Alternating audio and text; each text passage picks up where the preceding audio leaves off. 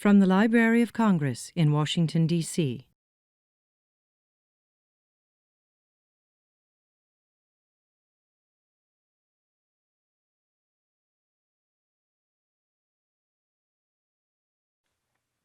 Hello, I'm Steve Winick.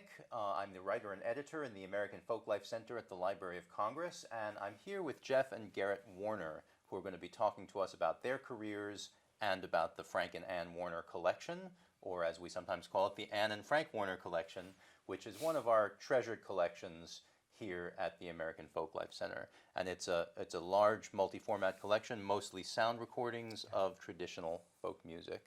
So, Jeff and Gerret, thank you for being with us. It's a treat. It's a real treat. Thank you. And I guess we'll just start by talking a little bit about your parents and what they accomplished and what it was that they did. So let's talk a little about, starting with Frank Warner's background a little bit. Shall I? Mm-hmm. I get to speak? Mm-hmm. Well, Frank Warner was born in Selma, Alabama, 1903, and grew up on an unusual street for Selma. Sylvan Street was black and white, and his next door neighbor was black, and he attributed quite a bit of his affinity for black culture and black music to those first years. And then they moved to Tennessee and landed in Durham, North Carolina, where he did most of his growing up. Mm-hmm. Went to Duke University, where we went, and was a singer from the very beginning. Did singing on radio and sang in glee clubs, and he was a performer early on. And he went to Duke, and one of the things that he studied was folklore and folk music there. Yes. Is that right? Yeah. Well, not really. Well, because Dr. Frank C. Brown was there Right. teaching literature and had a course on the ballad. And my father, who ran the glee club and toured the state, sort of prominent on campus. So Dr. Brown asked him if he would come in and demonstrate some of the songs that he, Frank Brown, had collected in the mountains and on the Outer Banks. And so my father learned some songs and came in and did that. I'm not sure he So we figured that would have been the beginning of his sense Connection. of folklore, really, rather than just, these are songs that I like. Yeah, think so. and of course Frank C. Brown was such an important figure at Duke, but throughout North Carolina and ultimately in the national folklore world, that just having known him and worked with him would have affected I think so. Frank, yeah. I was just listening to family interviews that we did back in the early 1970s, and I had forgotten. My father played in what he called an orchestra at Duke, played the trombone, but he didn't read music.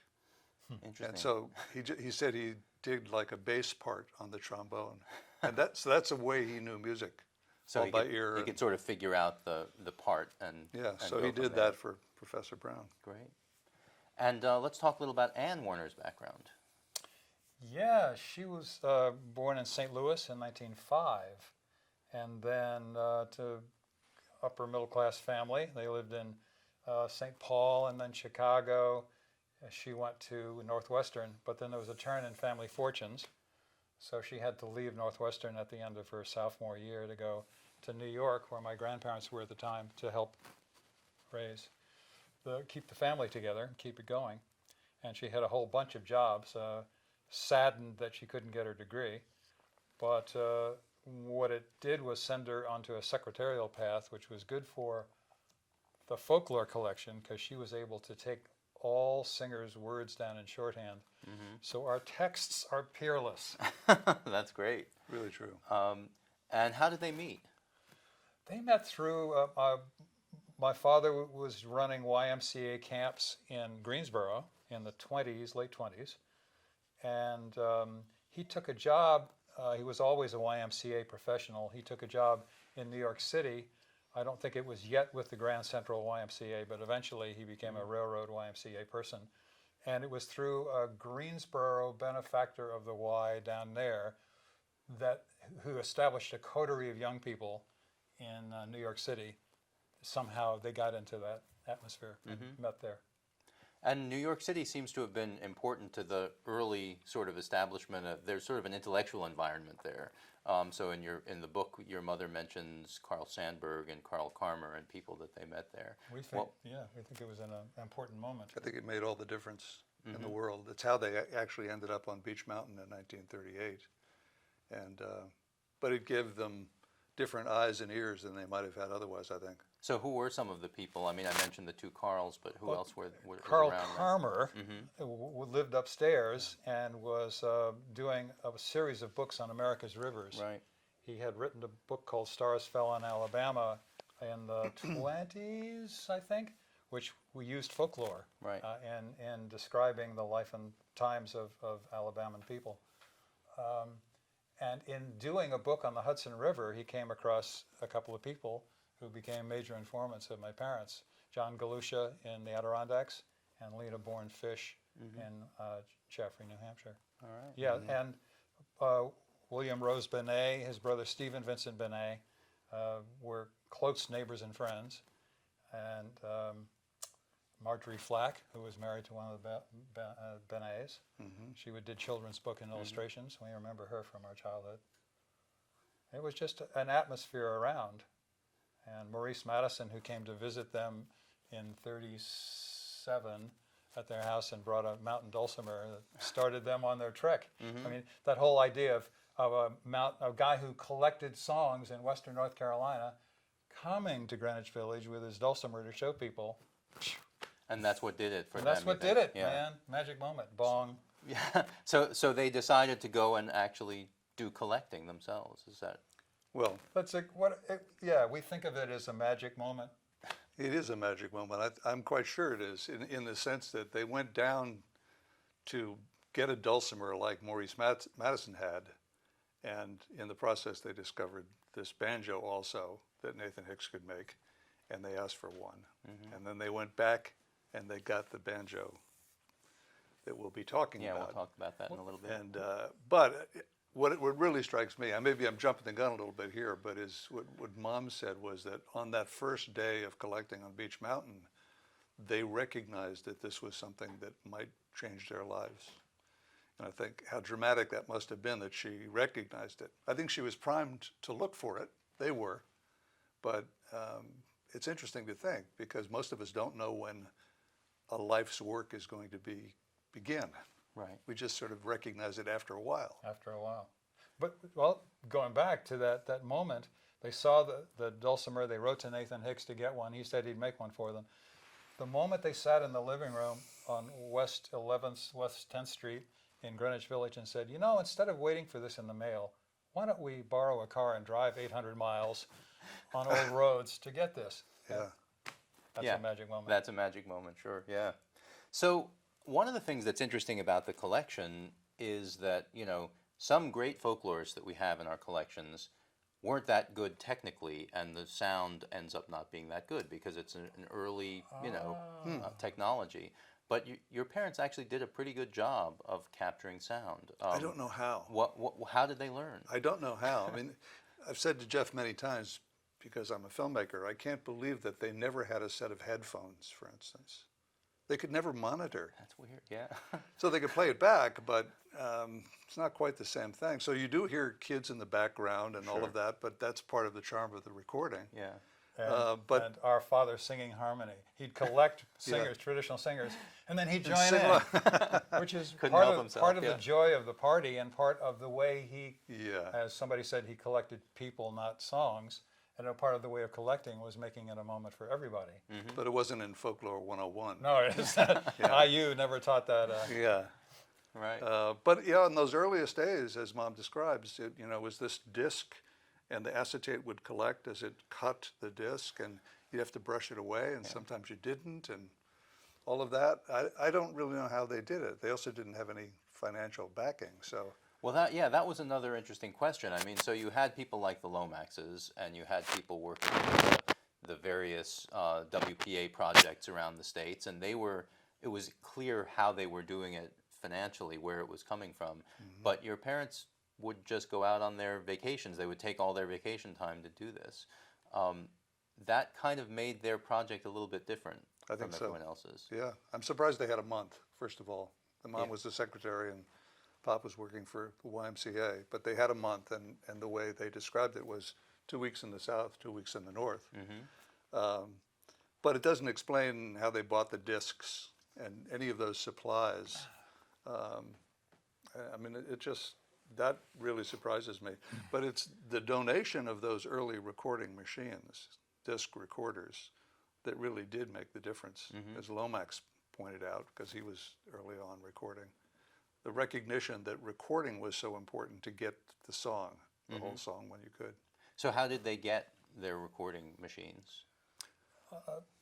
I can't remember how Farrar Reinhardt, the first one that they got, the first disc cutter in 1940, what that connection was. I know that They were friends. One was of them a was a friends? friend, yeah. and they took that the first year. But you had to go to some place where there was electricity, plug it in. Sure, yeah, Which, where they were collecting, there wasn't any. Yeah. Which is another interesting thing about acquisition, you know, that these people left their home and went down off the mountain to somebody else's house. They're sitting in a strange living room and recording their Or song. a general store. Whereas Yeah. later, Yeah. it was a battery-driven But Philco. Frank Warner did an experimental TV show in Philadelphia in 1940. And Philco got interested. They were connected somehow to the filming of it, and they got interested in what he was doing, and they developed this portable with a wind-up, so you didn't have to plug it in, disc cutter.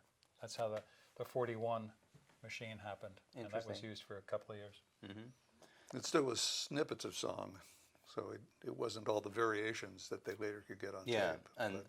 and then ultimately there was a battery-operated machine as well. No, I think that was the battery. I think I it was see. wind-up battery, Inside, I see. as far as I can understand. I don't know. Yeah.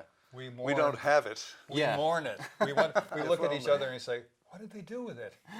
And we have the expectation that the day they got reel-to-reel, that thing went out the Yeah. second-story window. Yeah, maybe so.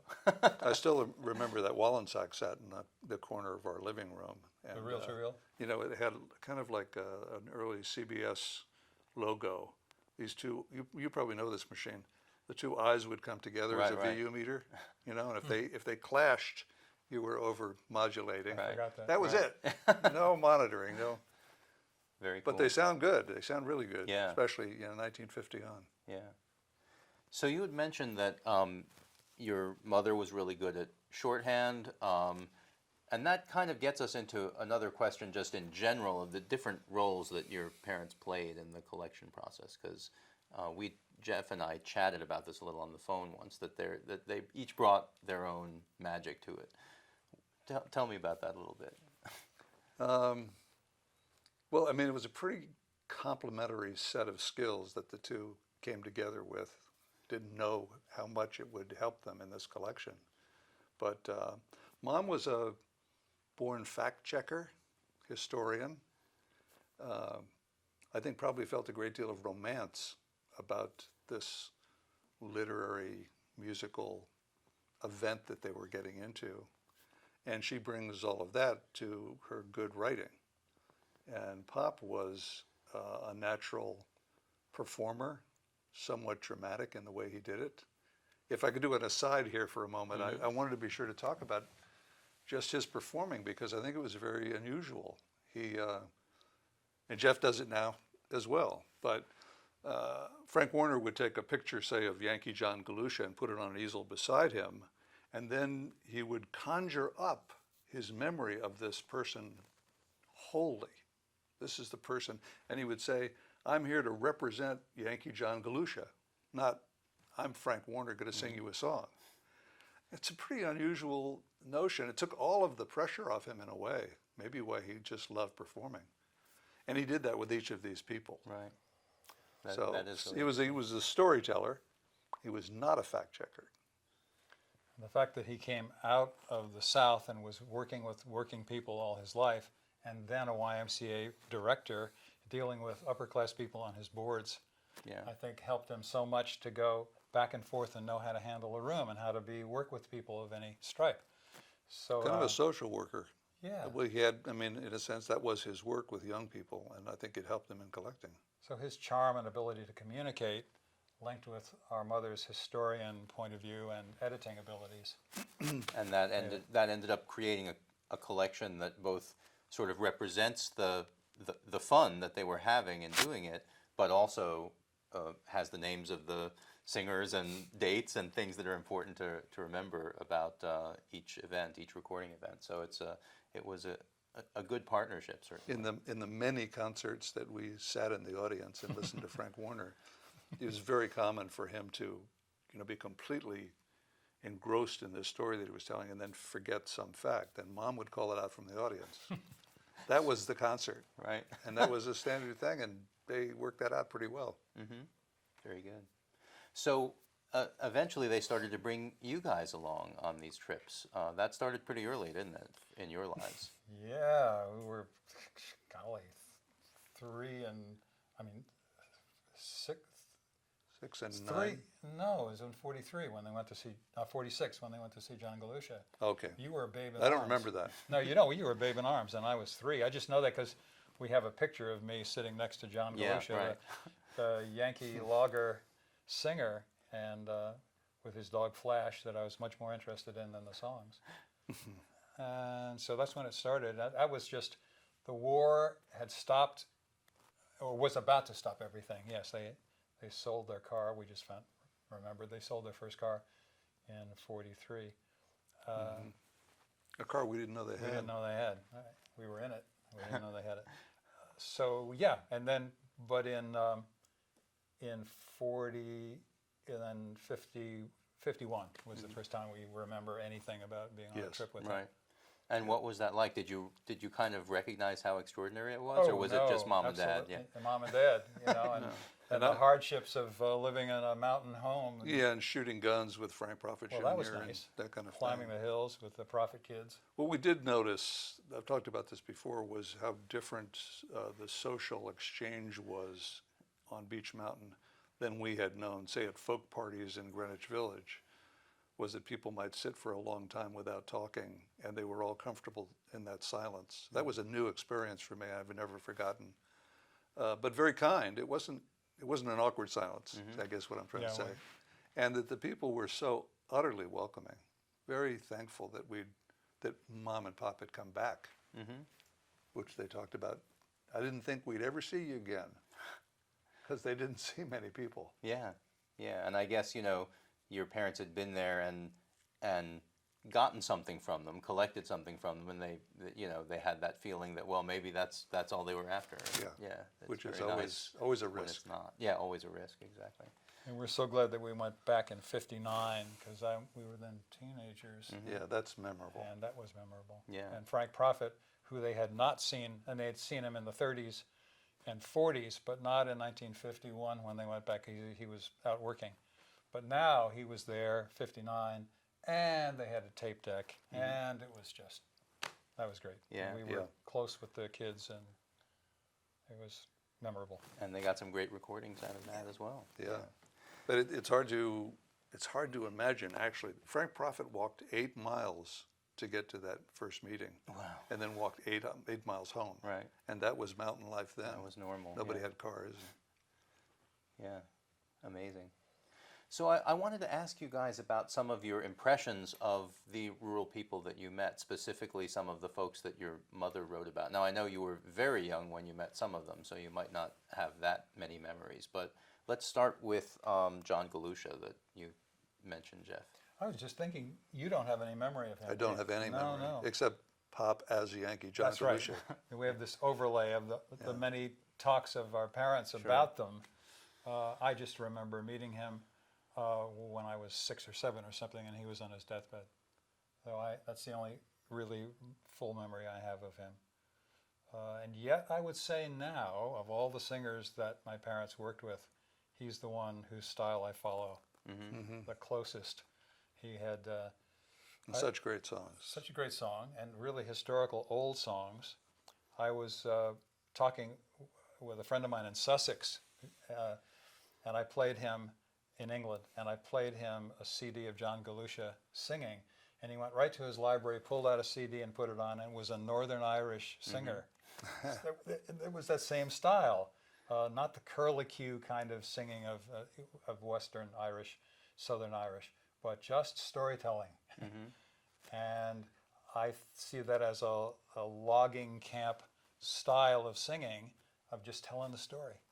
And that may reflect the fact that you've lived in New Hampshire for quite a while 20 these years, days. yeah. Right? But you're not a Southerner also, which may be why he's the one that you gravitate Yes. toward more. Yeah. Could be. So, yeah.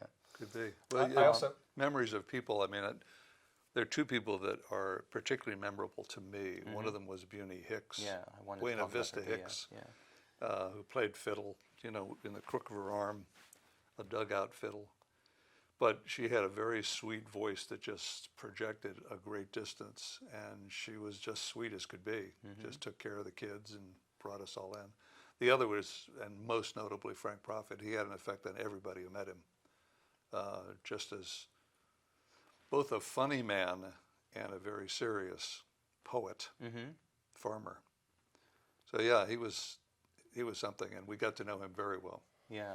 Well, I want to talk a little bit more about him later, but I should also mention that that we have a banjo that Frank made, and we're That's very great. glad to be getting a banjo from you today, which we'll talk about a little bit in a moment as well.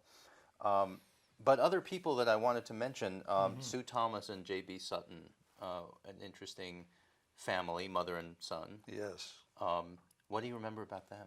Well, I mean, really what's memorable is that when Frank Warner went to the Outer Banks from Duke University just to go fishing, before he was interested in folk music. I can see him going into the kitchen. He liked to eat. Going into the kitchen to meet the cook. And that's where he met Sue Thomas, who was a cook at a fisherman's lodge. And that was 1933, before he was even thinking about collecting songs. But he loved her singing, and so he learned. He's got the whole world in his hand and Hold My Hand, Lord Jesus, songs that he sang for the rest of his life.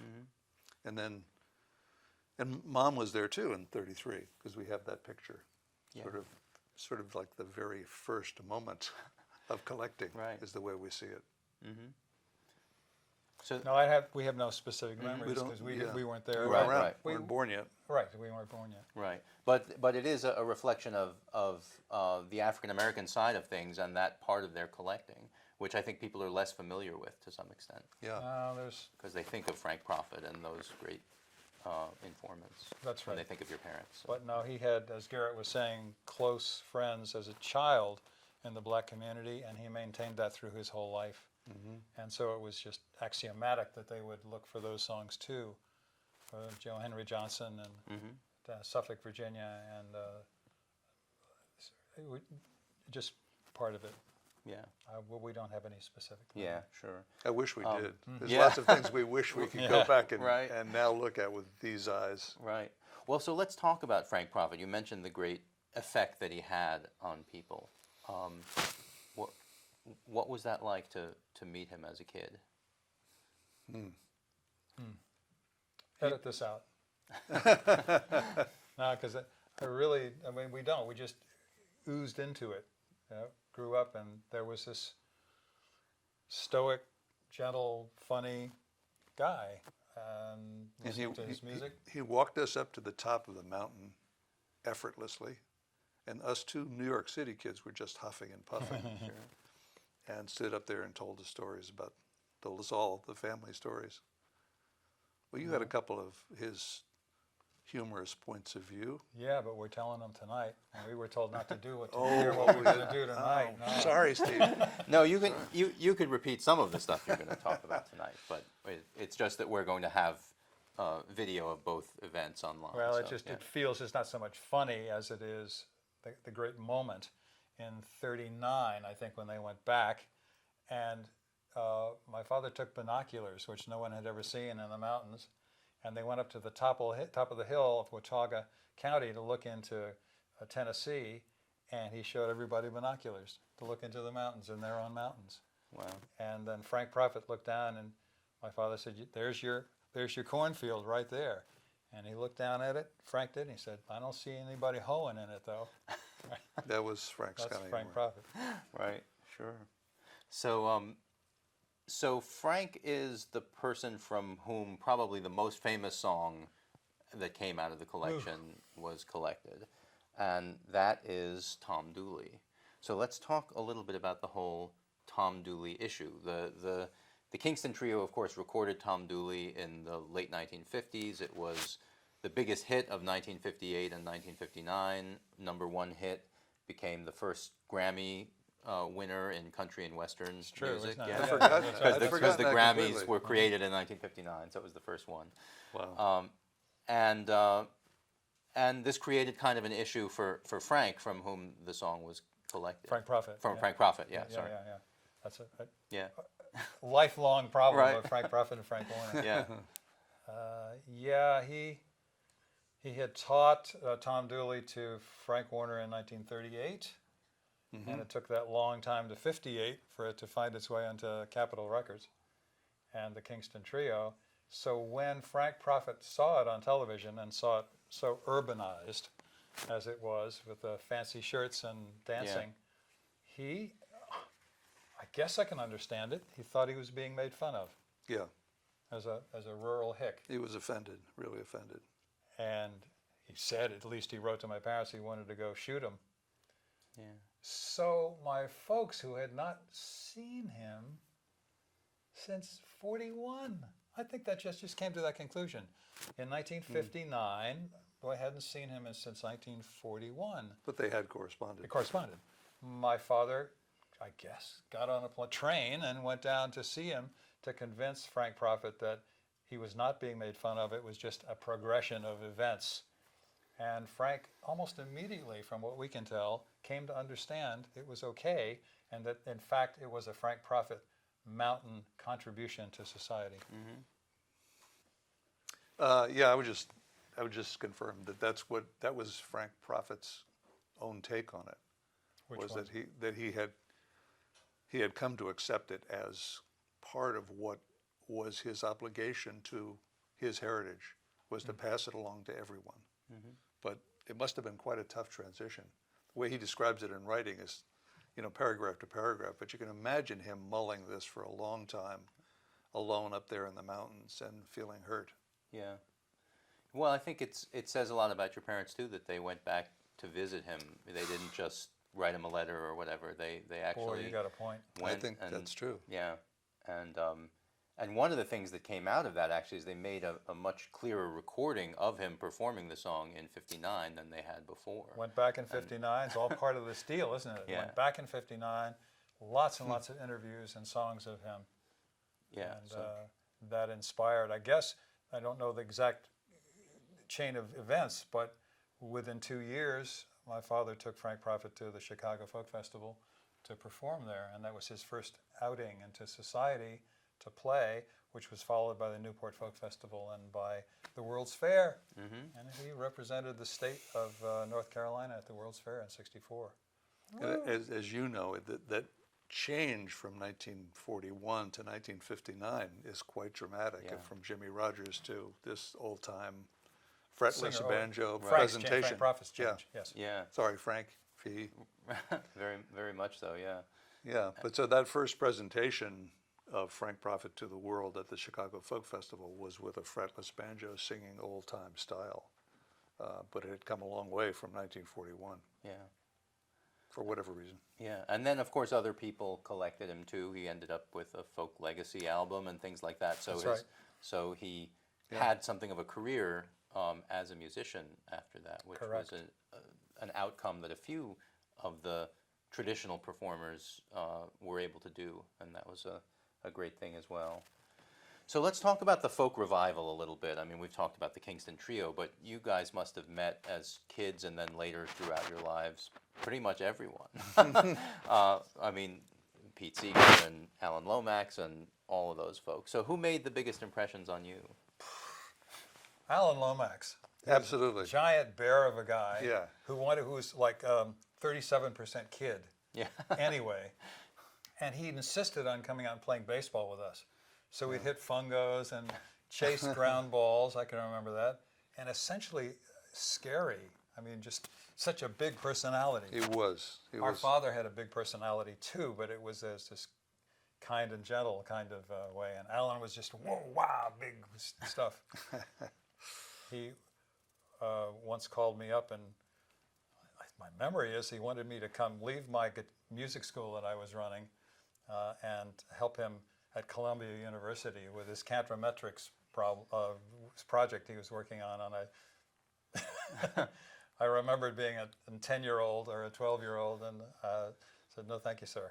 That's interesting. I didn't know that Yeah, story. called me up with the guitar workshop. He invited me to help him edit that, what was the series on NET? Oh, the yes, right. American Patchwork one? Yeah, Yeah. yeah. Patchwork And I just couldn't do it. I had a job. And Yeah. Oh, that's funny. I didn't know that either. He didn't say he'd pay me. We should do He this just more said, come often. do it. Right. Okay. But he was that kind of gregarious, big personality. But man, when he came to a party and sang, it was just I loved Alan Lomax's singing. Yes, a lot we of people did. don't seem to Yeah. talk about his singing so much because his influence in collecting Yeah. and knowing people was so big, but his singing was really a beautiful thing. He was Open like your throated. father in that way too, that he did both. Yeah. And Pete Seeger, I mean, we worked Yeah. for Pete Seeger on the Clearwater in 1973, going around Long Island Sound, doing concerts to raise awareness of ecology and the boat. Pete Seeger, I don't know how much of this we want to get into, but I think Pete Seeger asked, according to the family story anyway, my father to join the Communist Party, and they didn't want, because a YMCA director. Yeah. We always joke that I'm the only folk singer to come from Republican folk singers in New York. And of course, the politics were different at the time. Very different absolutely. Republican. Yeah, exactly. My folks always said that they were concerned with Tammany Hall and the Democratic control of New York, and so Yeah. they voted otherwise. Yeah. But no, they were teetotalers, and took us a long time to get Mom to become a good liberal at the end. Who else? I'd say the New Lost Gene City Ritchie. Gene Ritchie, yes, we grew up with Gene Ritchie. Yeah, we were always close to the Ritchie Piccos and spent a lot of time with them, both in New York and then later in Port Washington. Yeah.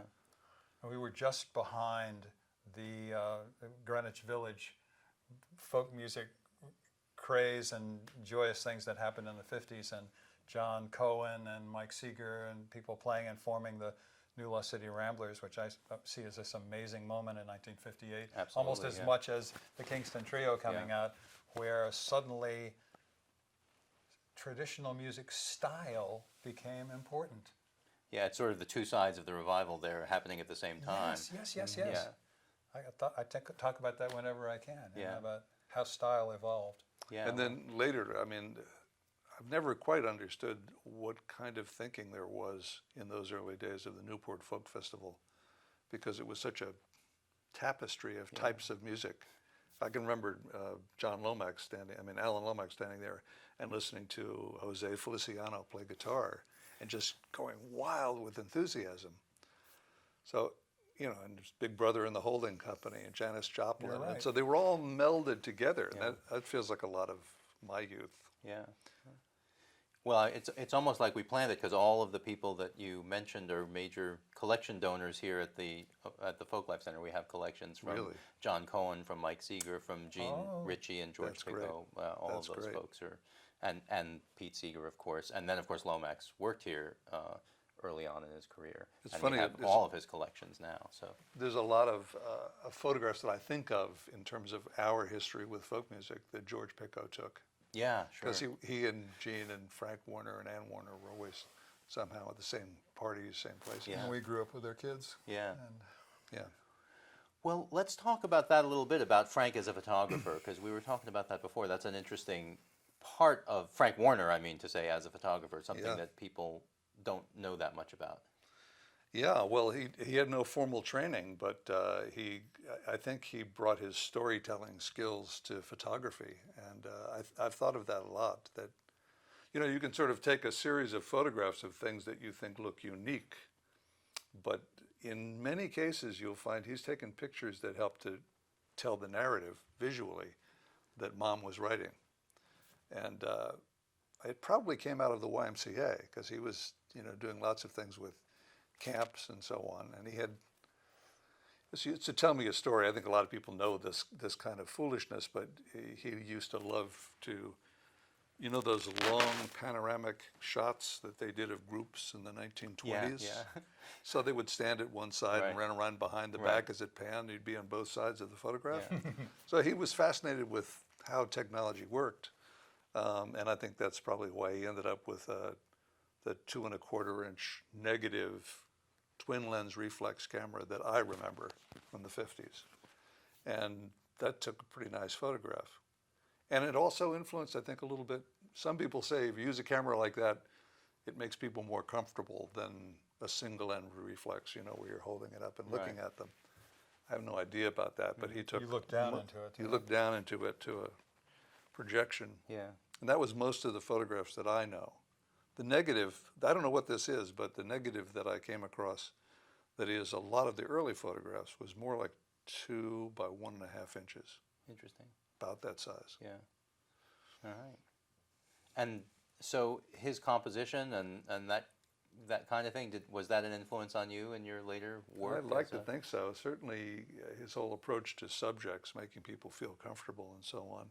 But he had a nice eye. I mean, like Ray Hicks was about 6'8" Yeah. inches tall, and he stood him beside a broom against a wall.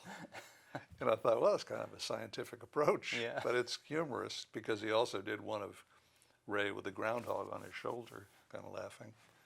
And then great family portraiture, like, you know, 4 girls on a porch with old Ben Hicks staring at them, standing right beside them.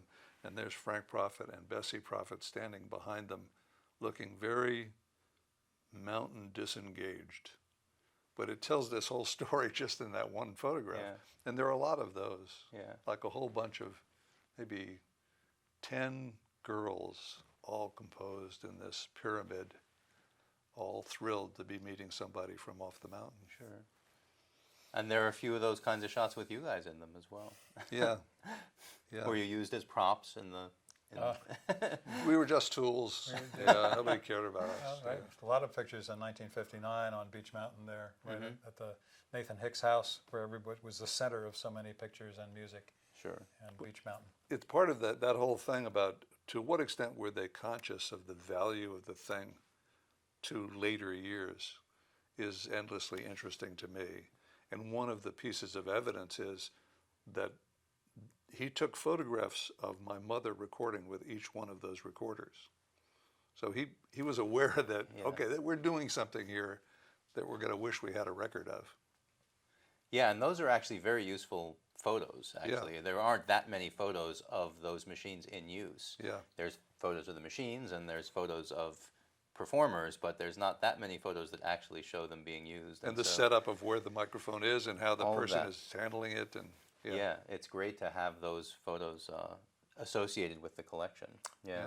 Do you happen to know what Herbert Halpert used when he recorded in Beach Mountain in '39 and stuff? Or was he using Library of Congress things? Because we know that John and Alan Lomax used portable, but quote in quotes, because it was enormously heavy Right. in '35 or whenever they were out Well- there looking. But I don't know what he used. So the famous picture that we have of Halpert that might help answer that question has got him with a large vehicle that's almost like an ambulance. And so it yes, seems wow. likely that he was using something big and bulky if that's what he was using to get Matthew around. Brady photograph. But I don't know which trip that's associated with necessarily. It was associated with the South though. It was one of his southern states So collections. So this may be the first Library of Congress donated recordings on a small Yeah. portable disc cutter. we don't know. We don't know. Someone knows, but it's not me. So that opens another question, which is how did this great collection that your parents amassed essentially as a private hobby, how did that end up at the Library of Congress? How did they What's make the that connection decision? there? I don't know. I think it's just this connection between folk music and academe that they got through the New York Historical Society, connection with Alan Lomax. That's what I was going to say. Yeah. Alan Lomax would have probably been Preserve. principal. We remembered when I came down to, my parents decided to donate everything to the Library of Congress, mid-70s sometime. First, as a family, we all listened to it all together. Then we took all those recordings down and gave them to the Library of Congress in return for good reel-to-reels. Right. And at the time, I found out that the parents had given tape in 1951, and I didn't know that. How did that happen? And then I remembered that my father had assiduously taken all of their records and put them on his new reel-to-reel tape, and then given those copies to the library. Interesting. So even then, Yeah. he realized where it should go Yeah. in 51. So let's talk about your individual careers a little bit. Gerret, you're a filmmaker, a media producer. So how is this early life, do you think, how has it influenced what you've done later? Well, it's interesting how one's life turns, but early on, Jeff and I did a lot of singing together, but at some point I realized that wasn't a career for me. And what I was most influenced by was I thought that at some point very early on that I might make films the way my parents collected songs, but I never could quite figure that out. All the people they collected from had died. Now their children are gone. And so I ended up moving back and forth between teaching and filmmaking. And then since 1984, I've had my own film company, specializing pretty much in nonprofit kinds of films. But now I'm working on documentaries. And it's actually the donation here that has helped me decide, yes, we should now finally make this story a film. So I've just begun working on that. So you're making a film about the Warners and their collecting. But to also answer your question, the way my parents collected has influenced everything about the way that I interview, particularly, of recognizing that if you want to ask somebody a set of questions, the amount of time that you spend before you interview them is at least as important as the time in which you interview them. Is that which true? you know. Is that true? That's why I'm sitting here with this crazy clipboard. But it isn't only about content. It's Right. about the mood you set. It's about the establishment of trust. Right. All of that is really what's going on. And people want to share information. That's what I also learned that from them. They want to share information if they trust you. Right. And so there's this whole thing, exchange of trusts, and I think there's a lot to explore there. But I learned it whole cloth, mostly from my father, because I think that was his great contribution to those collecting moments.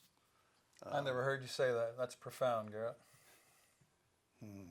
There you go. But I think of it actually all the time. You know, that, because I can remember him sitting and talking to some of these people, particularly Beach Mountain, but other places too. And he had the same skill when he met somebody on the street. I mean, that was Frank Warner, you know, that he would just sort of stop somebody and talk to them. So yeah, I'd like to think I got a little bit of it. Sure. And what are some of the film projects over the years that stand out in your memory that you've worked on? If you can pick among your artistic children. Well, I mean, I love a film we did about Polly Hill. It's not related to folk music, but she had inherited this sheep farm on Martha's Vineyard in her 50s, and she decided she wanted to turn it into a arboretum. And by the time we met her, she was 94, and she turned it into a world-class arboretum. Wow. And it's now a nonprofit on Martha's Vineyard. You can go visit, and it's a remarkable place. And another that we've worked on Mimi and I have worked on this for about 7 years, is about Vollis Simpson, who is a remarkable outside artist, as they call him. I don't really buy that term, but he'd grown up as a mechanic, and at about age 50, maybe that's a turning point in life, at about age 50, like Polly Hill, he turned his old mechanic stuff into these ornamental windmills, whirligigs. And so we've documented him for all those years until he died about 3 or 4 years ago. Where does he live? Where did he live? Wilson, North Carolina. Wilson, North Carolina. And so we have all of that footage. We shot it for the North Carolina Arts Council and Wilson. And I think it's about time we're going to put it together into something as a finished product. Sounds good. But yeah, we love those. And they're all very much informed by the How Warner. about your Truth Underground? Well, that's a different kettle of fish too, but something I'm really proud. Ned and Mimi and I all worked on a film about spoken word poetry. It features 3 poets from the Triangle area of North Carolina and their art and what the relationship was. So we did that in 2016. It's a featured documentary. Excellent. Well, those all sound like fabulous films. So we'll keep an eye out for the one that's not finished yet, and we'll. Thanks. Yeah, and thank you. And Jeff, you've been a folk musician all these years, an actual professional, full-time folk musician. Hard to believe, isn't it? Someone actually has done that. So what are some of the highlights for you of that whole experience? Well, just oozing into it, and then the amount of work that I have done with young people in schools. I don't think I would have been a professional doing real traditional music, which is what I like to think that I do, even though I'm an urban person. I got out of college in the service and never expected to be in folk music other than having fun. Started working at Doubleday, trying to be an editor.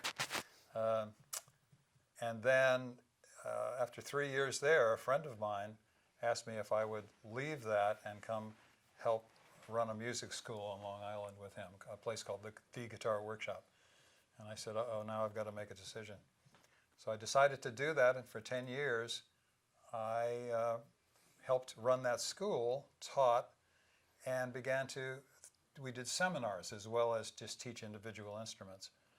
And we did seminars on teaching about traditional music and about how to sing. And I ran several folk music concert series where I got to know most of the folk revival going on by hiring them to come and play on Long Island. And it was a great education. And then the bicentennial happened, and I began to be asked to go to schools to teach American history through traditional song. And I did, and developed my skills in being able to talk to kids about that. Without that, I would not have had a full-time career. Yeah, you do quite a bit of work in schools with kids. I do. And I have never written a song in my life, nor had the urge to do it. There's never been saying, well, just all this great stuff, then why don't I do that kind of thing too? Nope, I'm perfectly happy learning about the old songs and carrying them on. You do some songs that we know who the writers are, and some occasionally, as opposed to absolutely right, the deep tradition. But something will strike me, and I say I love that song, and I'll do it. Just I don't need to write them. Where was I headed with this? Somebody said to me that it was just great about the power of traditional music and why it became so important in the folk revival. A friend said that he grew up in Canada and he used to live in Toronto in the late 50s, and he would listen to U.S. radio across the Great Lakes. And he said, and he heard this song, Tom Dooley, and it was about real life. It was about a murder and about things that happened to people. And he said to himself, why can't I write things like that too, about real people and real things that are happening? I'd never seen that connection to the folk revival of singer-songwriter, of taking real life events and then translating that into their own life, but using the style or the feeling of traditional music to do it.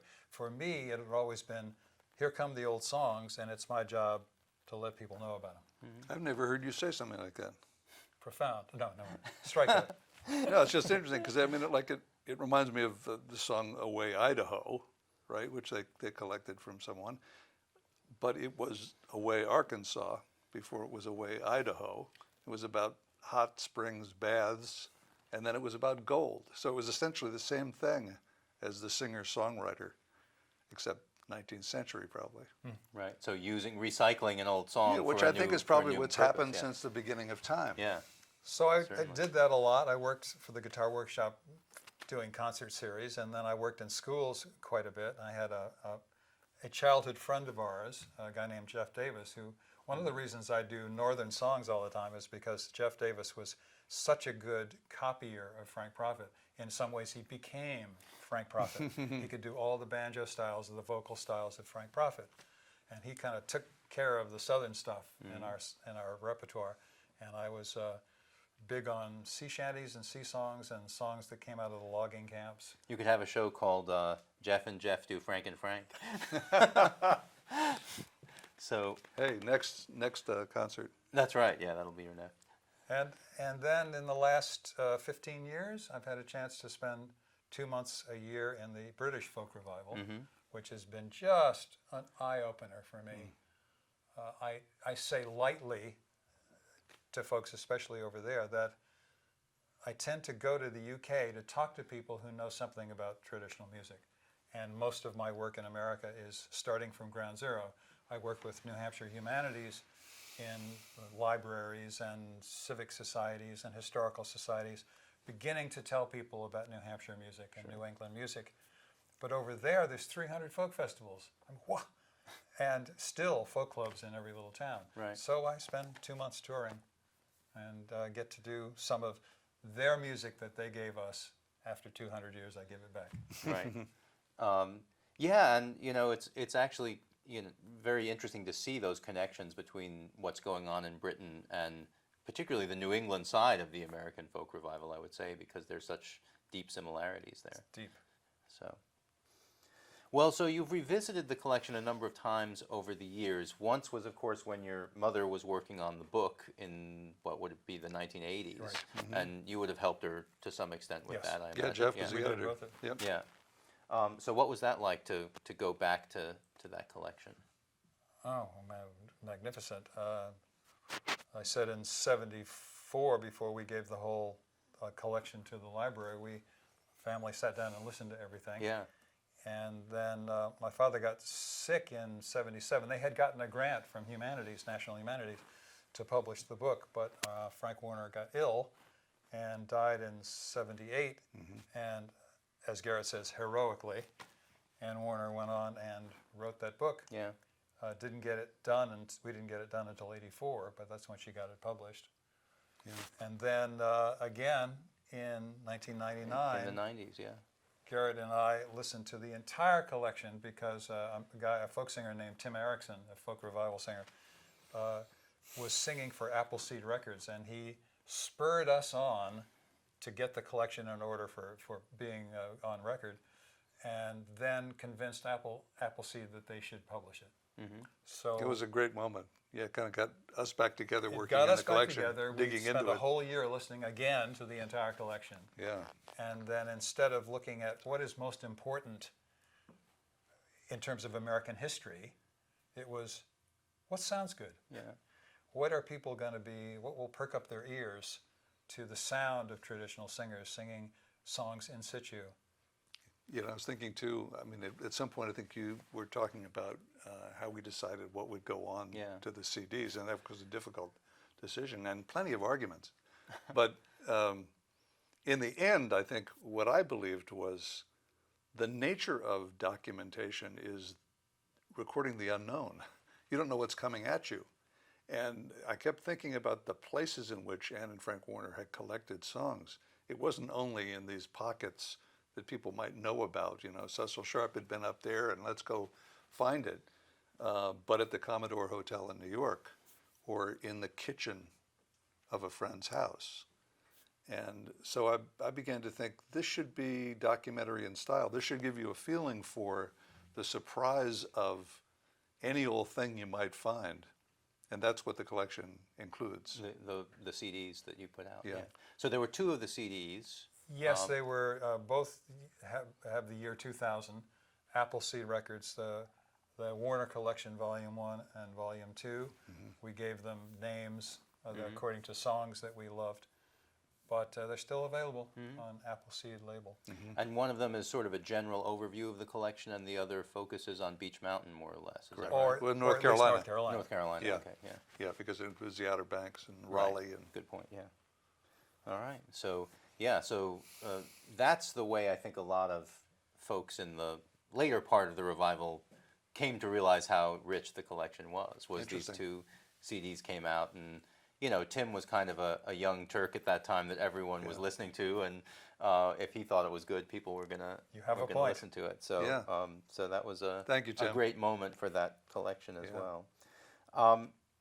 So let's talk about From the Mountains to the Sea a little bit. The production that you're going to show for us tonight, but how did you put it together? Vic and Tina Smith, who live in Sussex, England, had worked on several kind of shows, multimedia shows of English folklore, and they decided that I should do one on the Warner Collection. They were very high on it, and I knew them from their folk club in Sussex. And so they said, you must do this, you must write it. And I probably put it off a year or two, and then finally sat down and did it. So it was 2009 or 2010 for one of the English folk festivals. And then I did it a couple of times over there, and then brought it home to Gerret, who lives in Chapel Hill, North Carolina. So we're together a lot, but we are 800 miles apart. And we started looking at all the great photographs that we have, plus Gerret's great photographic eye, and said, let's rewrite it. Mm-hmm. So we put it together with many more photographs, and then did a real script that was fine edited to match the picture to the text. And then we put in sound recordings of these rural people. And then, as an extra fill-up, I did some of the songs myself. Sure. And as an extra fill-up, we got the audience to sing with us. So the final piece was my wife, Mimi Gretty, runs the audio playback. So she and I are the AV tech team to his performance. She runs audio, I run picture. Amazing. Well, there's one more thing that I wanted to talk about, which I'll turn to our props here a little bit. And so this is the book called Traditional American Folk Songs from the Anne and Frank Warner collection, which your mother, Anne Warner, put together, started doing it with your father, but he passed away before it was completed. And it was just interesting to us that we were all in the Folklife reading room today, and we looked at the book. And there's something about it that we've never noticed, because it has a dust jacket on it when it's not on a library shelf. But the actual cover of the book has a little embossed banjo on it. And that turns us to our next topic of conversation, which is the Frank Warner banjo, because these two gentlemen, Jeff and Gerret Warner, have been kind enough to consign this banjo, to give this banjo to the Library of Congress. And so we're going to show the banjo, and you can talk a little bit about it. So this is a banjo that Frank Warner owned for many, many years. It's the banjo that you were talking about early on in our conversation. Yeah. Sit down with it.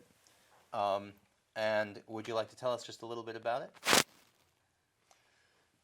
Our folks went to Beech Mountain, western North Carolina in 1938 because of a mountain dulcimer. Nathan Hicks, Frank Prophet's father-in-law, had made this dulcimer for Frank and Anne Warner in 38. And when they went to visit the folks on the beach, he saw an old banjo, and he wanted one of those too, did Frank Warner.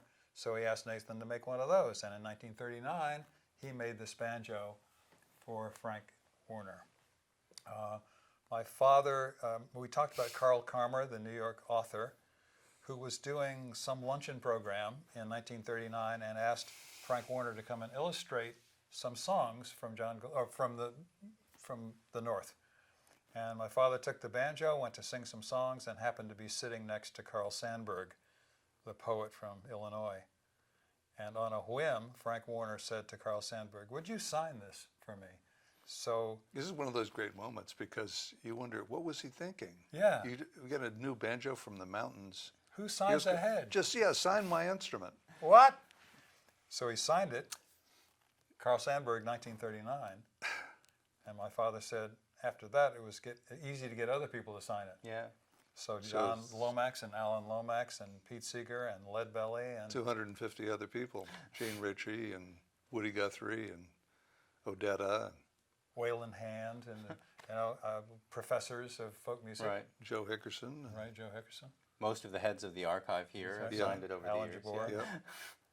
So it just went on and on from 1939 to about 77 of getting signatures of people in the folk revival and folk academe, and became quite an artifact because of that. And my father used it all the time. He didn't know how to play a 5-string banjo, so he took off. Yeah. He played a 4-string guitar. Yeah, a tenor guitar. So he took off the fifth peg Gotcha, he took off and the had peg, it yeah. restrung as a tenor, as a four-string guitar. Yeah. But it's interesting. I mean, it spans the whole spread of folklore, you might say, from the most academic to Right. just people that he met along the way. Jesse Merritt was a historian of Nassau County on Long Island, for instance. He signed it. That's great. I mean, it's got a great sort of Carl Sandburg-like celebration, Studs Terkel-like celebration of American humanity. Yeah, and there's a picture of it in the book, so it's documented in various ways over the years, but it's just great to have this item in the library, both for the signatures on it, but for what it represents about Frank and about the collection as well. And also, there's a relationship between this and another banjo that we have, because we have a banjo that was made by Frank Prophet, and Nathan was his father-in-law, and I believe Nathan was also instrumental in teaching him something about making banjos. Could be, I don't and know. so- we don't know. Frank Prophet learned from his father as well. Yeah, so so there we have it. Two similar banjos made in the same style from Right, pretty close from together. pretty close together. Yeah. So we're really proud to make it yours. Yeah. Well, and we're proud to have it. So thank you, gentlemen, both very much, and I'd like to say thank you for the interview as well. We're really looking forward to the performance tonight and to Great. keeping both what you've said today and what you will perform for us tonight safe here in the Library of Congress. So thank you very much. Thanks so much. This has been a presentation of the Library of Congress. Visit us at loc.gov.